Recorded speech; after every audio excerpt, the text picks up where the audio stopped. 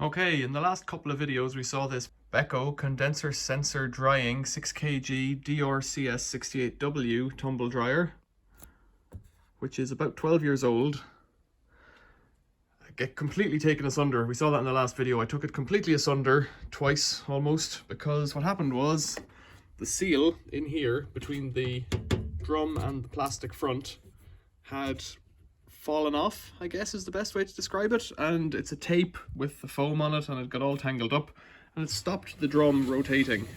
It took two hands to give it a really good heave and you could just about move it, but now with one hand I can guide that around. So all being well, and with no seal in there, I think it should just go back together. I think it should just work. So on that basis, close the door. Cotton's extra dry. It's towels that are damp. They're not completely dry. And I'll leave it to do its thing. It's been on for a few minutes now. The back is getting warm. I presume the laundry's getting warm with it. It sounds like it's turning, which makes a big difference to how it was when it wasn't turning. It shouldn't take very long because it wasn't particularly damp. So I've opened it up and everything's getting warm and I can see like condensation or, well, moisture here. So I have a feeling it's doing something.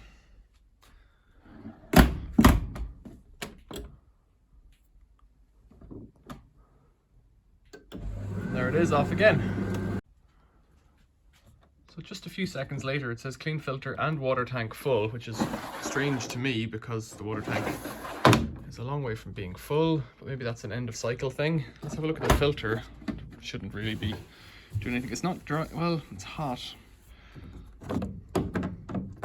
The filter has a little bit of lint come through and some snots from that belt, which I was expecting.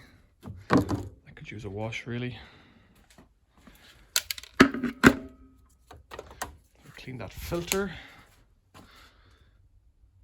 I gave this a bit of a vacuum out in that last video or the video before that.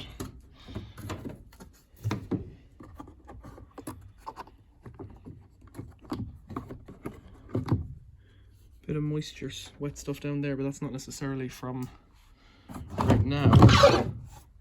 Bit of stuff blown in here. See, I've upset all of the dust that was in it, so it'll have gotten swept around. Might have to clean that filter properly in another video. Close that, put this back.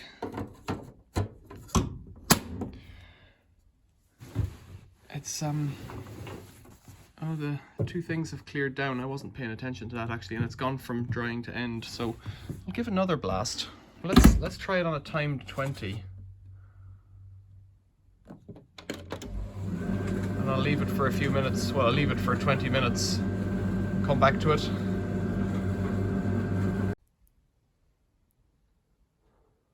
So it's finished again. This time was 20 minutes, and it took about 20 minutes, I reckon. Let's open the door. Those things feel drier. The machine's cooled down a lot. Let's see, is there any more lint in here? Very little. Just a tiny amount. The machine feels cooler, so it probably did 10 minutes of cooling down as much as it warmed up. Those towels they're okay. When it finished, it stopped. It had end anti-crease, clean filter and water tank full. And I suspect that's just to remind you to do it every time, because clean filter, it's not the same as clean the condenser or the heat exchanger. Right, so we're back to it working. In the meantime, while this has been on, I've checked on the internet, and for £5, something like that, for about £5 I can buy that door seal. But for me the issue is, to buy that I'd have to take it all apart again. And you can see what I said in the middle of that last video or the one before it, those two videos together. If I had sold this as it was, working, and then somebody taken it home and on their first load perhaps that door seal had collapsed, gotten stuck, the tub wouldn't turn. I was right beside it, so I knew what was going on. I could hear that it wasn't turning anymore, and I thought that's weird and went and checked it. Somebody puts this in another room and goes out or goes away for the afternoon or whatever and comes back, Could it have gone on fire? I don't think so, but it certainly wasn't working. The house could have smelt like burning. That's the other thing that people get upset about. You know, you read some newspaper articles about things and they say, could have happened. Something could have happened. Could have been worse. So you start with a tumble dryer that didn't go on fire, but suddenly the articles about tumble dryers that do go on fire, even though that never happened. And I don't want to be anywhere near problems like that. So I wouldn't sell it. And like I say, I might give it to someone like me who understands these things.